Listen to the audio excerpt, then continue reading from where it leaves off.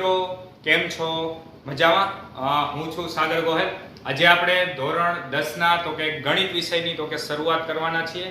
તો એના માટે તો કે સૌપ્રથમ આપણે તો કે ધોરણ 10 ની અંદર આવતા તમામે તમામ તો કે ચેપ્ટર વિશે માહિતી મેળવી લઈએ. ત્યારબાદ તો કે આપણી પેપર સ્ટાઇલ શું છે અને તો કે બ્લુપ્રિન્ટ કઈ ટાઈપની હોઈ શકે, તો એ તમામે તમામ વિશે તો કે આજે આપણે ચર્ચા કરવાના છીએ. તો ચાલો સૌથી પહેલા તો કે આપણે સ્ટાર્ટ કરીએ તો કે આપણી પાસે કેટલા કુલ ચેપ્ટર છે, ચેપ્ટરના નામ કયા કયા છે. એમાંથી અમુક જે ચેપ્ટર છે આપણે ઓલરેડી તો કે ધોરણ 8 માં 9 માં ધોરણની અંદર ભણી જ ગયા છીએ. અમુક ચેપ્ટર એવા છે કે જે તમારા માટે તો કે સાવ એટલે સાવ નવા છે. ચાલો તો વન બાય વન આપણે ચેપ્ટર તો કે સ્ટાર્ટ કરીએ. સૌથી પહેલા તો કે પહેલું જે ચેપ્ટર છે તો કે પહેલા ચેપ્ટરનું નામ આપણી પાસે છે તો કે વાસ્તવિક સંખ્યાઓ. પહેલું ચેપ્ટર છે વાસ્તવિક સંખ્યાઓ.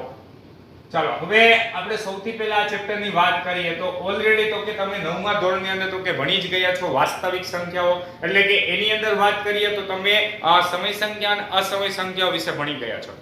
તો આ ચેપ્ટરની અંદર પણ તો કે આપણે સમય સંખ્યા અને અસમય સંખ્યા તો કે નક્કી કરવાની રીત, ત્યારબાદ તો કે ખાસ કરીને આપણે જોઈએ તો યુક્લિડની રીતે ગુસા અને લસા મેળવવાનો આવશે, બરોબર છે. અને ત્યારબાદ તો કે કોઈ પણ સંખ્યાનું તો કે સ્વરૂપ છે કઈ ટાઈપનું હોય છે જે તમે 9મા ધોરણની અંદર ભણી જ ગયા છો, તો એના માટેની તો કે થોડી ઘણી તો કે ચર્ચા કરવાની આવશે. ચાલો ત્યારબાદ જોઈએ તો કે ચેપ્ટર નંબર 2. ચેપ્ટર નંબર 2 છે તો કે એનું નામ છે બહુપદીઓ. બરોબર, તો કે તમારે 9મા ધોરણની અંદર પણ બીજું જ ચેપ્ટર હતું બહુપદી. તો કે બહુપદી ચેપ્ટરની અંદર તમે ખાસ કરીને તો કે અવયવીકરણ શીખી ગયા છો. ત્યારબાદ તો કે એકઘાત, દ્વિઘાત કે ત્રિઘાત આપણી પાસે જે કંઈ પણ બહુપદી છે તો એની અંદર તમે એકઘાતના માત્ર તો કે શૂન્ય મેળવતા શીખી ગયા. તો અહીંયા તો કે તમારે બીજા ચેપ્ટરની અંદર તો કે દ્વિઘાતના કે ત્રિઘાતના શૂન્ય પણ મેળવવાના આવે છે, બરોબર. ત્યારબાદ તો કે ભાગાકાર જે તમે 9મા ધોરણની અંદર શીખી ગયા એ જ રીતના તો કે ભાગાકાર પણ અહીંયા તો કે બહુપદીની અંદર શીખવાના આવશે. તો 9મા ધોરણની અંદર જો તમને બીજું ચેપ્ટર જેટલું તો કે ફૂલ આવડતું હશે એટલું તો કે તમને અહીંયા ઈઝી પડશે. એટલે હજી પણ જે સ્ટુડન્ટને નથી આવડતું તે વેકેશનની અંદર જે કંઈ પણ ટાઈમ ગાર્ડ મળે છે, બરોબર, તો એની અંદર ખાસ 9મા ધોરણનું બીજું ચેપ્ટર તો કે રિવિઝન કરજો. ત્યારબાદ આપણે જોઈએ તો કે ચેપ્ટર નંબર 3. ચેપ્ટર નંબર 3 છે તો કે દ્વિચલ સુરેખ સમીકરણ યુગ્મ. દ્વિચલ સુરેખ સમીકરણ યુગ્મ. હવે આ જે ચેપ્ટર છે એના વિશે પણ તમે 9મા ધોરણની અંદર અભ્યાસ કરી જ ગયા છો. ઓકે, 9મા ધોરણની અંદર તમારે માત્ર શું આવતું તો કે 9મા ધોરણની અંદર દ્વિચલ સુરેખ સમીકરણનું સ્વરૂપ કેવું હોય, બરોબર છે. ત્યારબાદ તો કે આપણે કોઈ પણ એમાંથી એક ચલને કરતા કેવી રીતે બનાવી શકાય એના બેઝિક જે ક્વેશ્ચન હતા ને એ આપણે તો કે 9મા ધોરણની અંદર ભણવાના આવતા. હવે તો કે 10મા ધોરણની અંદર તો કે આપણી પાસે કોઈ પણ બે સમીકરણો હોય તો એનો ઉકેલ કેવી રીતે મેળવવો એના માટેની તો કે અલગ અલગ તો કે મેથડ તો કે એના વિશે તો કે આપણે ભણવાનું આવશે, બરોબર. એટલે આપણે દ્વિચલ સુરેખ સમીકરણનો ઇન્ટ્રોડક્શન વિશે તો કે આપણે 9મા ધોરણની અંદર તમે ભણી ગયા. 10મા ધોરણની અંદર માત્ર તો કે આપણે શું આવશે તો કે એના ઉકેલ કઈ રીતે મેળવવા એના માટેની તો કે અલગ અલગ મેથડ આવવાની છે. ચાલો ત્યારબાદ જોઈએ તો કે ચોથું ચેપ્ટર. ચોથા ચેપ્ટરનું નામ છે આપણે તો કે દ્વિઘાત સમીકરણ. દ્વિઘાત સમીકરણ. ચાલો આ ચેપ્ટર આપણા માટે ખૂબ જ અગત્યનું છે, કારણ તો કે દ્વિઘાત સમીકરણ જે છે એના ઉકેલ એટલે કે આપણે એના અવયવીકરણની રીતે ઉકેલ કેવી રીતે મેળવી શકાય અને ઈ જે ઉકેલ મેળવવાના આવે છે ઈ ઘણા બધા ચેપ્ટર એવા છે કે એની અંદર તો કે આપણે ઈ પ્રકારના તો કે ઉકેલ મેળવવાના આવે. એટલે ખાસ કરીને બે ઘાત એટલે કે ax² + bx + c આ ટાઈપનું આપણી પાસે સ્વરૂપ હોય, બરોબર છે, તો એના ઉકેલ મેળવવા માટેની આપણે મેથડ જે આવે છે ખાસ તો કે આપણા માટે ઉપયોગી છે. ઘણા બધા તો કે ચેપ્ટરની અંદર તો કે આપણે એનો ઉપયોગ આવે છે. ત્યારબાદ તો કે અવયવીકરણનો પણ આની અંદર ઉપયોગ આવશે અને ત્યારબાદ તો કે આપણી પાસે જે છે સૂત્રની મદદથી એક ઉકેલ કેવી રીતે મેળવવો એના માટેની પણ મેથડ આવશે. તો આ ચોથું ચેપ્ટર છે આપણા માટે તો કે ખૂબ જ અગત્યનું છે. એટલે ખાસ કરીને જો તમને અવયવ આવડતા હશે 9મા ધોરણના તો તમે બીજું અને ચોથું ચેપ્ટર તો કે ગણવું થોડું ઈઝી પડશે. ચાલો ત્યારબાદ આપણે જોઈએ 5મું ચેપ્ટર. એનું નામ છે તો કે આપણી પાસે સમાંતર શ્રેણી. ચાલો 5મું ચેપ્ટર છે આપણી પાસે સમાંતર શ્રેણી. આ ચેપ્ટર તમારા માટે તો કે સાવ નવું છે. સમાંતર શ્રેણી એટલે શું, બરોબર છે. તો કે ત્યારબાદ તો કે આપણી પાસે ગમે શ્રેણીનું ગમે એટલાનું પદ મેળવવું એ કઈ રીતે મેળવી શકાય, એના અમુક પદનો સરવાળો આપણે કરવો હોય તો કઈ રીતે કરી શકાય એના માટેની તો કે આપણે ચર્ચા કરવાની છે. ચાલો ત્યારબાદ જોઈએ આપણે છઠ્ઠું ચેપ્ટર. છઠ્ઠું ચેપ્ટર આપણી પાસે છે ત્રિકોણ. નવમા ધોરણની અંદર પણ તમારે ત્રિકોણ વિશે અભ્યાસ કરવાનો આવતો હતો. એની અંદર આપણે અલગ અલગ પ્રકારના ત્રિકોણ અને ત્યારબાદ તો કે એકરૂપ ત્રિકોણ હોય તો એકરૂપ ત્રિકોણની શરત કઈ કઈ હતી, એકરૂપ ત્રિકોણ કઈ શરતને આધારે આપણે સાબિત કરી શકાય, નવમા ધોરણની અંદર શીખી ગયા. 10મા ધોરણની અંદર આપણે ત્રિકોણની અંદર એકરૂપ શરતનું તો કે અભ્યાસ કરવાનો આવતો નથી, પરંતુ સમરૂપ ત્રિકોણનો અભ્યાસ કરવાનો હોય છે. શેનો? સમરૂપ. એટલે ખાસ કરીને અત્યારે આપણે તો કે 10મા ધોરણની અંદર જે ત્રિકોણ ભણવાનું છે તે સમરૂપ ત્રિકોણ વિશે તો કે આપણે અભ્યાસ કરવાનો આવશે. ચાલો ત્યારબાદ જોઈએ તો કે 7મું ચેપ્ટર. 7મું ચેપ્ટર આપણી પાસે છે યામ ભૂમિતિનો પરિચય. ચાલો 7મું ચેપ્ટર છે આપણી પાસે યામ ભૂમિતિ. બરોબર, એટલે આ ચેપ્ટરની અંદર ખાસ કરીને આપણે વાત કરીએ યામ ભૂમિતિની અંદર, તો યામ ભૂમિતિની અંદર સૌથી પહેલા તો કે અંતર સૂત્ર આવે, ત્યારબાદ તો કે વિભાજન સૂત્ર આવે અને ત્યારબાદ તો કે ત્રિકોણનું ક્ષેત્રફળ મેળવવાનું આવે. તો યામ ભૂમિતિ જે છે એ તમારા માટે તો કે સાવ નવું છે. એનો તો કે માત્ર ઇન્ટ્રોડક્શન તો કે આપણે 9મા ધોરણની અંદર ભણી ગયા. એટલે કે યામ ભૂમિતિ કઈ ટાઈપની હોય, એની અંદર 4 ચરણ આવેલા હોય, એ કોઈ પણ ચરણમાં કોઈ પણ બિંદુના યામ કઈ ટાઈપના હોઈ શકે, એ બધી વસ્તુ તો કે તમે 9મા ધોરણની અંદર શીખા. એનું એક એક્સ્ટ્રા લેવલ આગળ આવશે તો કે 10મા ધોરણની અંદર. એની અંદર ડાયરેક્ટલી આપણે તો કે બિંદુ તો આપણે કઈ રીતે મેળવવા એ 9મા ધોરણની અંદર શીખી ગયા. બરોબર છે, પરંતુ અત્યારે બે બિંદુ હોય તો બે બિંદુ વચ્ચે અંતર કઈ રીતે મેળવવું, એનું વિભાજન કરતું કોઈ પણ બિંદુ હોય એના યામ કેમ મેળવવા, પછી ત્યારબાદ યામ ભૂમિતિની અંદર કોઈ પણ ત્રિકોણ બને છે તો એ ત્રિકોણનું ક્ષેત્રફળ કેવી રીતે મેળવવું, એ બધી વસ્તુ તો કે આપણે આ ચેપ્ટરની અંદર શીખવાનું આવશે. ચાલો ત્યારબાદ જોઈએ આપણે 8મું ચેપ્ટર. 8મા ચેપ્ટરનું નામ છે ત્રિકોણમિતિનો પરિચય. ત્રિકોણમિતિનો પરિચય. ચાલો હવે આ જે ચેપ્ટર છે એ તમારા માટે સાવ નવું છે. અત્યાર સુધી કદાચ તમે આ વર્ડ પણ નહીં સાંભળ્યો, ત્રિકોણમિતિ. બરોબર છે, તો આ આપણી પાસે તો કે ત્રિકોણ તે તમારા માટે સાવ નવું છે. આની અંદર તો કે આપણે ત્રિકોણમિતિ વિશે અભ્યાસ કરવાના છીએ, જેનો તો કે આગળ તો કે 11-12 સાયન્સની અંદર, ત્યારબાદ કોલેજ લેવલની અંદર તો કે આ ચેપ્ટરનો ખૂબ જ ઉપયોગી છે. તો 8મું ચેપ્ટર તમારા માટે તો કે સાવ એટલે સાવ નવું છે. અત્યાર સુધી બેઝિક પણ એનું તો કે તમે ભણ્યા નથી. ચાલો ત્યારબાદ જોઈએ તો કે 9મું ચેપ્ટર ત્રિકોણમિતિનો ઉપયોગ. ત્રિકોણમિતિનો ઉપયોગ.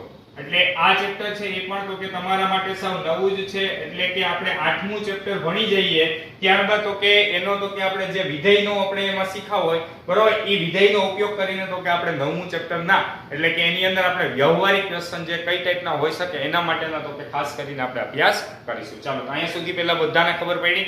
ત્યારબાદ જોઈએ તો કે 10મું ચેપ્ટર. ચાલો 10મું ચેપ્ટર આપણી પાસે છે વર્તુળ.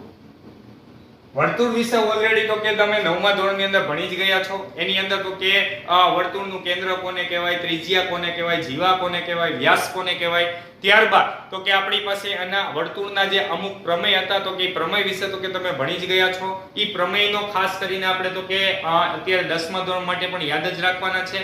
ત્યારબાદ આપણે તો કે ખાસ કરીને અત્યારે વાત કરીએ 10મા ધોરણની અંદર તો સ્પર્શક પર આધારિત તો કે આપણે વર્તુળ ભણવાનું આવે. એટલે કે મોસ્ટ ઓફ જે પ્રમેય આવે એ પણ તો કે સ્પર્શક આધારિત આવે. એના ક્વેશ્ચન છે એ પણ ખાસ કરીને આપણે જોઈએ તો સ્પર્શક આધારિત હોય અને પાયથાગોરસના પ્રમેય પર આધારિત તો કે ક્વેશ્ચન આવતા હોય છે. તો 9મા ધોરણની અંદર જે પ્રમેય આવે છે ખાસ બધા એક વખત તો કે રિવિઝન કરી લેવા. ચાલો ત્યારબાદ આપણે વાત કરીએ 11મું ચેપ્ટર. તો 11મું ચેપ્ટર આપણી પાસે છે રચના. હવે 9મા ધોરણની અંદર જે તમે રચના ભણ્યા છો એની અંદર ખાસ કરીને અત્યારે આપણે વાત કરીએ તો 9મા ધોરણની રચનાનો ઉપયોગ આપણે એટલો બધો આવતો નથી, પરંતુ એની અંદર ખાસ કરીને બધાને ખૂણા દોરતા આવડતા હોવા જોઈએ. એટલે કે 60 અંશનો ખૂણો, 30 અંશનો કે 90 અંશનો ખૂણો કઈ રીતે દોરી શકાય, ત્યારબાદ લંબ દ્વિભાજક ની બધી વસ્તુ આવડતી હશે તો આ રચના ચેપ્ટર 10મા ધોરણનું તો કે સાવ એટલે સાવ ઈઝી લાગશે. રચનાની અંદર વાત કરીએ તો ખાસ આપણે 3 પ્રકારની રચના દોરવાની આવે છે. એક રેખાખંડનું વિભાજન, ત્યારબાદ બીજી જે રચના આવે છે તે ત્રિકોણ દોરવાની રચના આવે છે અને ત્રીજી જે રચના આવે છે એ આપણે ખાસ કરીને તો કે વર્તુળના સ્પર્શકની રચના કરવાની આવે છે. તો 3 પ્રકારની રચના વિશે તો કે આપણે આ ચેપ્ટરની અંદર અભ્યાસ કરીશું. ત્યારબાદ આપણે વાત કરીએ 12મું ચેપ્ટર. 12મા ચેપ્ટરનું નામ છે વર્તુળ સંબંધિત ક્ષેત્રફળ. વર્તુળ સંબંધિત ક્ષેત્રફળ. આ જે ચેપ્ટર છે વર્તુળ સંબંધિત ક્ષેત્રફળ, એની અંદર જે તમે 9મા ધોરણની અંદર શીખી ગયા છો લઘુ વૃત્તાંશ કોને કહેવાય, લઘુ વૃત્તખંડ કોને કહેવાય, ત્યારબાદ ગુરુ વૃત્તાંશ કોને કહેવાય, ગુરુ વૃત્તખંડ કોને કહેવાય, એ તમે 9મા ધોરણની અંદર શીખી જ ગયા છો. એની અંદર તો કે આપણે એ બધાના ક્ષેત્રફળ મેળવવાનો અભ્યાસ આ 10મા ધોરણની અંદર આવે છે. બરોબર, એટલે એ બધી વસ્તુ ખાસ તો કે એક વખત છે એ રિવિઝન કરી લેજો. આકાર કઈ ટાઈપના હોઈ શકે એના જ ક્ષેત્રફળ તો કે આપણે આ 10મા ધોરણની અંદર મેળવવાના આવશે, જે તો કે આપણે આ ચેપ્ટરની અંદર શીખીશું. ચાલો ત્યારબાદ આપણે વાત કરીએ 13મું ચેપ્ટર.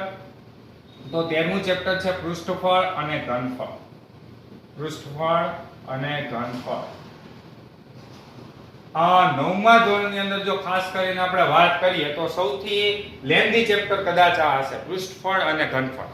એની અંદર તો કે સૌથી વધારે સ્વાધ્યાય તો કે તમે ભણી ગયા, એટલે કે અલગ અલગ આકાર આપણી પાસે જે છે, નળાકાર છે, શંકુ છે, ગોલક છે, અર્ધગોલક છે, તો આ તમામે તમામ જે સમઘન અને તો કે લંબઘન તમામે તમામ આકારના પૃષ્ઠફળ અને એના ઘનફળ વિશે તો કે આપણે અભ્યાસ કરી ગયા.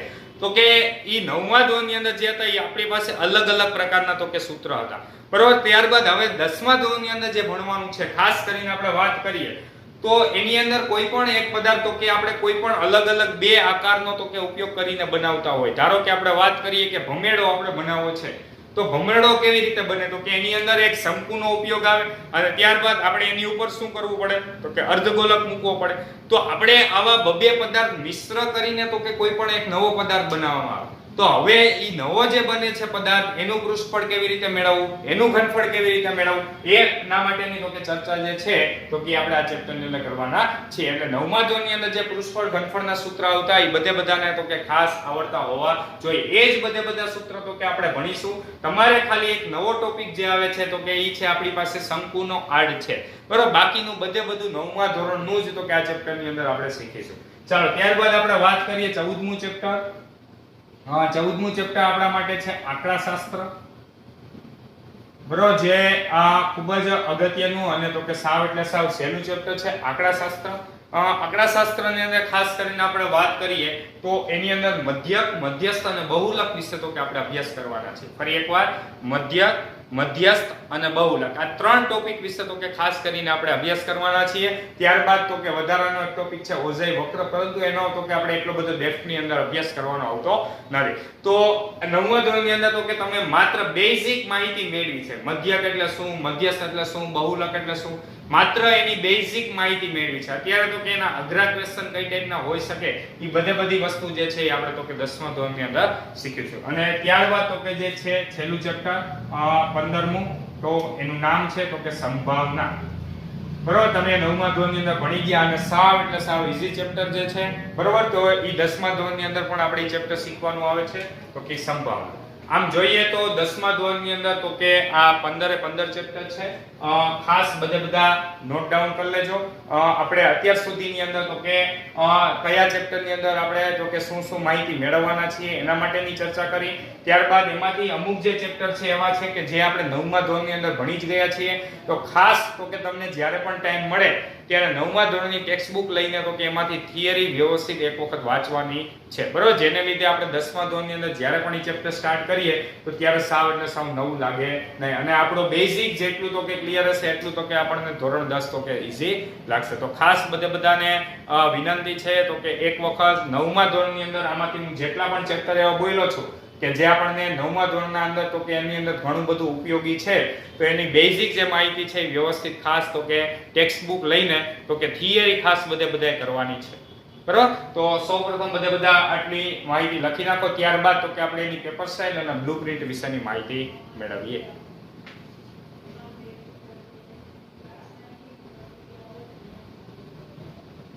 ચાલો હવે ત્યારબાદ તો કે આપણે જોઈએ પ્રશ્નના પ્રકાર પ્રમાણે ગુણગાન, એટલે કે આપણી પેપર સ્ટાઇલ છે એ કઈ ટાઈપની હશે, આખા પેપરની અંદર તો કે કુલ કેટલા પ્રશ્ન હશે, કેટલા માર્કના તો કે કોઈ પણ પ્રશ્ન હશે, તો આ બધી તો કે આપણે ચર્ચા કરવાના છીએ. સૌથી પહેલા આપણે વાત કરીએ તો કે પહેલો પાર્ટ છે પાર્ટ A.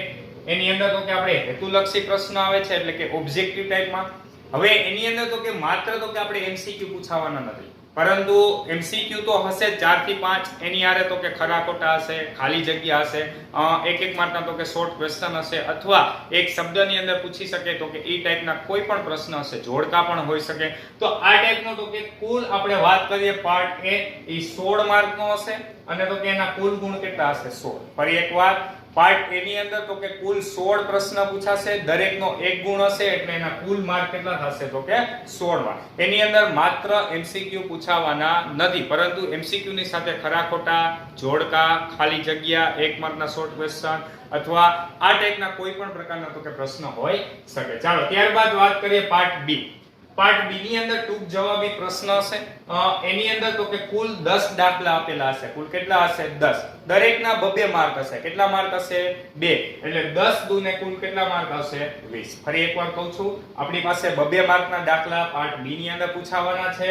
એવા કુલ 10 દાખલા આપણી પાસે હશે. એટલે ટોટલ 10 દુ કેટલા આવશે? 20 માર્ક. એટલે પાર્ટ બી ની વાત કરીએ તો ખાસ કરીને એની 12 પાર્ટ બી કેટલા માર્કનો હશે તો કે 20 માર્ક. ચાલો ત્યારબાદ વાત કરીએ પાર્ટ સી ની. પાર્ટ સી ની અંદર તો કે કુલ 8 પ્રશ્ન હશે. દરેક તો કે દાખલો 3 માર્કનો હશે અને તો કે એની અંદર જોઈએ તો 8 તેરીને કુલ કેટલા માર્ક થશે તો કે 24. એટલે કે પાર્ટ સી જે આપણો હશે કુલ કેટલા માર્કનો હશે? 24. ત્યારબાદ વાત કરીએ પાર્ટ ડી. પાર્ટ ડી ની અંદર કુલ તો કે 5 પ્રશ્ન હશે. દરેક દાખલાના તો કે માર્ક એની અંદર તો કે 4 માર્કનો દાખલો હશે. એટલે ટોટલ 5 ચોક ને કેટલા થયા? 20 માર્ક. ફરી એકવાર આપણે 1 માર્ક, 2 માર્ક, 3 માર્ક અને 4 માર્ક તો કે 4 1 2 3 અને 4 આ મુજબ તો કે આપણે દાખલાનું લેવલ છે.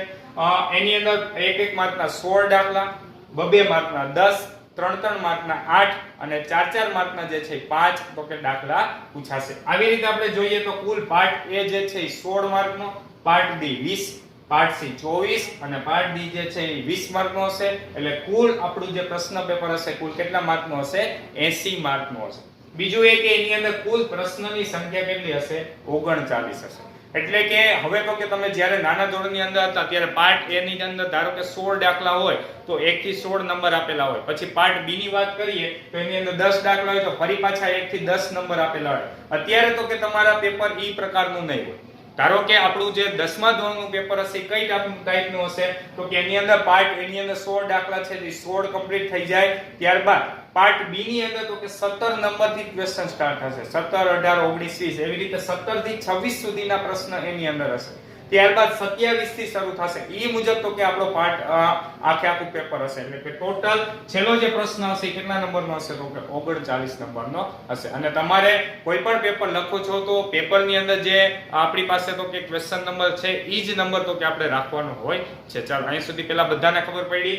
તો આની અંદર તો કે આપણી પાસે કુલ આ આખું પેપર છે કેટલા માર્કનું છે તો કે 80 માર્કનું છે.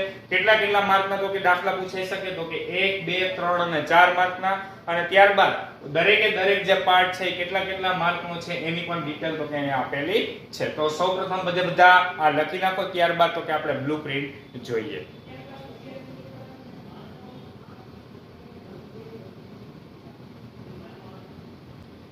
ચાલો હવે તો કે ધોરણ 10 ની તો કે આપણે મેથ સબ્જેક્ટની તો કે બ્લુપ્રિન્ટ વિશે અભ્યાસ કરીએ. બ્લુપ્રિન્ટ આમ જોઈએ તો થોડીક અલગ પ્રકારની હોય છે, પરંતુ આપણે અહીંયા તો કે સરળ બનાવીને આખી બ્લુપ્રિન્ટ લખેલી છે.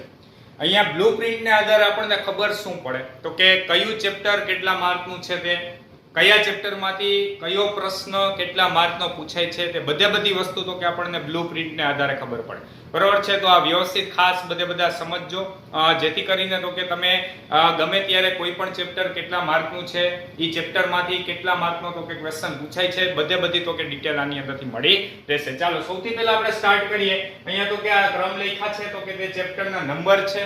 આ આપણી પાસે પહેલું ચેપ્ટર છે. તો આપણે હમણાં એ ચર્ચા કરી ગયા કે આપણા પેપરની અંદર 1 માર્કના, 2 માર્કના, 3 માર્કના અને 4 માર્કના પ્રશ્ન પૂછાય છે. 1 માર્કના કેટલા પ્રશ્ન હશે તો કે 16, 2 માર્કના કેટલા હોય છે તો કે 10, 3 માર્કના કુલ કેટલા પ્રશ્નો હોય 8 અને 4 માર્કના કુલ કેટલા પ્રશ્નો હોય છે 5. બરોબર? એ આગળ હમણાં જ આપણે ચર્ચા કરી ગયા. હવે ઈ ધારો કે હું એમ કહું કે 4 માર્કના 5 પ્રશ્ન છે, એ વાત સાચી, પણ કયા ચેપ્ટરમાંથી 5 પ્રશ્ન હશે તો ઈ આપણને તો કે આ બ્લુપ્રિન્ટને આધારે ખબર પડે. હવે અત્યારે ખાસ આપણે વાત કરીએ પહેલું ચેપ્ટર. તો પહેલું ચેપ્ટરમાંથી 1 માર્કનો એક પણ ક્વેશ્ચન નહીં હોય. 2 માર્કના કેટલા પ્રશ્ન હશે તો કે 2, 3 માર્કનો કે 4 માર્કનો તો કે એમાંથી પ્રશ્ન હશે નહીં. એટલે આમ કરીને આપણે વાત કરીએ તો પહેલું જે ચેપ્ટર છે, પહેલા ચેપ્ટરમાંથી 2 માર્કના 2 દાખલા પૂછાશે. એટલે 2 દુ ને 4, એટલે કુલ પ્રશ્નની સંખ્યા થાય 2 અને કુલ ગુણ કેટલા થયા 4. એટલે આમ જોઈએ તો પહેલું જે ચેપ્ટર છે કેટલા માર્કનું છે 4. અહીંયા મેં તો કે આપણી પાસે આ જે છેલ્લી કોલમ છે ઈ કયું ચેપ્ટર કેટલા માર્કનું છે એ બતાવે છે. એટલે હું એમ કહું કે બીજું જે ચેપ્ટર છે એ કેટલા માર્કનું છે તો કે 6. ત્રીજું ચેપ્ટર કેટલા માર્કનું છે 8. આ છેલ્લી જે કોલમ છે શું બતાવે કયું ચેપ્ટર કેટલા માર્કનું છે તે. ચાલો ત્યારબાદ આપણે વાત કરીએ બીજા ચેપ્ટરની. તો બીજું જે ચેપ્ટર છે એમાંથી 1 માર્કનો 1, 2 માર્કનો 1, 3 માર્કનો એક દાખલો હશે, 4 માર્કનો એક પણ દાખલો નહીં. એટલે કે 1 માર્કનો, 2 માર્કનો અને 3 માર્કનો બધા તો કે આપણી પાસે એક એક દાખલા છે. 3 આના, 2 આના, 3 ને 2 5 અને 1 માર્ક આનો. એટલે કુલ ગુણ કેટલા થયા 6. પ્રશ્નની સંખ્યા કેટલી થાય 3. બધાને સમજાય છે. ત્યારબાદ વાત કરીએ તો કે ત્રીજું ચેપ્ટર. ત્રીજા ચેપ્ટરમાંથી 1 માર્કના 2 દાખલા હશે એટલે 2 માર્ક એના. ત્યારબાદ તો કે 2 માર્કના તો કે જોઈએ તો અહીંયા મેં 1 સ્ટાર કર્યો છે. તો સ્ટાર નો મતલબ શું થાય તો કે આપણી પાસે અત્યારે અથવામાં કોઈ પણ એક ક્વેશ્ચન હોય, ધારો કે એમ કહું કે 35મો ક્વેશ્ચન છે તો 35 ના અથવામાં 35મો જ ક્વેશ્ચન હોય એટલે કે જેટલી જગ્યાએ મેં સ્ટાર કર્યા છે એનો મતલબ એવો થાય કે અહીંયા તો કે ત્રીજા ચેપ્ટરનો જે દાખલો હશે એ 2 માર્કમાં પૂછાશે, પરંતુ એના અથવામાં તો કે ત્રીજા જ ચેપ્ટરનો બીજો કોઈ પણ દાખલો હશે. ફરી એકવાર કહું છું, ત્રીજા ચેપ્ટરમાં 2 માર્કનો જે દાખલો હશે એના અથવામાં જ ત્રીજા ચેપ્ટરનો બીજો કોઈ પણ એક દાખલો હશે. સમજાય છે? જેટલી જગ્યાએ મેં સ્ટાર કરી આનો મતલબ જો એવો થાય કે ચોથું ચેપ્ટર છે ને એમાંથી પણ 2 માર્કનો દાખલો પૂછાવાનો છે, પણ ચોથા ચેપ્ટરના અથવામાં જ તો કે બીજો કોઈ પણ ચોથા ચેપ્ટરનો દાખલો હશે. પછી અહીંયા વાત કરીએ 3 માર્કમાં મેં સ્ટાર કર્યું છે. એનો મતલબ એવો થયો 5મા ચેપ્ટરમાંથી 3 માર્કનો એક દાખલો આવશે એના અથવામાં તો કે 5મા ચેપ્ટરનો દાખલો હશે. એટલે જેટલી જગ્યાએ પણ મેં ફૂદડી કરી છે એનો અર્થ એવો થાય. ચલો બધાને આટલી ખબર પડી. તો ત્રીજું જે ચેપ્ટર છે એમાંથી 1 માર્કના 2 દાખલા, 2 માર્કનો એક દાખલો, 3 માર્કનો એક પણ નહીં હોય અને 4 માર્કનો એક દાખલો હશે. એટલે આમ જોઈએ તો 4 માર્ક આના, 2 માર્ક આના, 4 ને 2 6, 6 ને 2 કેટલા થયા 8. એટલે ત્રીજું જે ચેપ્ટર છે આપણા માટે કેટલા માર્કનું છે 8 માર્કનું છે. આ મુજબ તો કે કન્ટિન્યુઅસલી તો કે બધા ચેપ્ટરના તો કે ગુણભાર છે, કયા ચેપ્ટરમાંથી કેટલા માર્કનો દાખલો પૂછાય છે તે બધી વસ્તુ આની અંદર મળી રહેશે. એક બીજું અહીં એક નવું છે 1+1 સ્ટાર. એનો મતલબ શું થયો કે આપણી પાસે 8મા ચેપ્ટરમાંથી 2 માર્કના 2 દાખલા હશે. 2 માર્કના કેટલા દાખલા હશે 2. 1+1 સ્ટાર નો મતલબ શું એક દાખલો ફરજિયાત વાળો હશે અને એક દાખલો એવો હશે કે એના અથવામાં ઈ જ ચેપ્ટરનો બીજો કોઈ પણ દાખલો હશે. એટલે આ મુજબ તો કે આપણી પાસે તો કે ચેપ્ટર 8 માંથી જોઈએ તો ચેપ્ટર 8 માંથી 1 માર્કના 2 દાખલા, 2 માર્કના 2 દાખલા હશે, 3 કે 4 માર્કનો દાખલો હશે નહીં. એટલે કુલ પ્રશ્નની સંખ્યા થઈ 4, 2 દુ 4 માર્કના અને 2 માર્કના, એટલે ટોટલ માર્ક કેટલા થયા 6. બધાને ખબર પડે છે. તો અહીંયા હવે ફાઇનલી જોઈ તો કયું ચેપ્ટર કેટલા માર્કનું છે તે બધી વસ્તુ અહીંથી મળી રહેશે. પછી આપણે જોઈએ ધારો કે એમ કહો આ આપણો પાર્ટ A છે, આ પાર્ટ B, આ પાર્ટ C અને આ પાર્ટ D છે. પાર્ટ A માંથી આપણને ખબર છે 16 પ્રશ્ન છે. તો હવે કયા ચેપ્ટરમાંથી 16 પ્રશ્ન હશે એ તમારે જોવું હોય તો તમે અહીંથી જોઈ શકો. ધારો કે તમને એમ કહું કે 4 માર્કના દાખલા 5 છે, ઈ કયા ચેપ્ટરમાં હશે તો આપણે પાર્ટ ડી માં આવીને ઊભું રહી જવાનું. અહીં તમે જોવો તો આ ત્રીજું ચેપ્ટર છે, ત્યારબાદ જોઈએ તો આ છઠ્ઠું ચેપ્ટર છે, ત્યારબાદ જોઈએ તો આ 9મું, 11મું ચેપ્ટર છે અને તો કે આ 13મું ચેપ્ટર છે. તો આ 5 ચેપ્ટરમાંથી તો કે 4 માર્કના દાખલા હશે જે તમે તો કે ઈઝીલી તો કે આ બ્લુપ્રિન્ટના આધારે તો કે જોઈ શકો. બધાને ખબર પડી ગઈ. તો આ રીતનું આખી બ્લુપ્રિન્ટ છે વ્યવસ્થિત બધાએ લખવાની છે. આજનું જેટલું પણ આપણે વર્ક કરાવેલ છે તે ફેરબુકના પહેલા જ પેજે આ બધી વસ્તુ તો કે બધાએ લખવાની છે. તો સૌપ્રથમ બધા બ્લુપ્રિન્ટ લખી નાખો.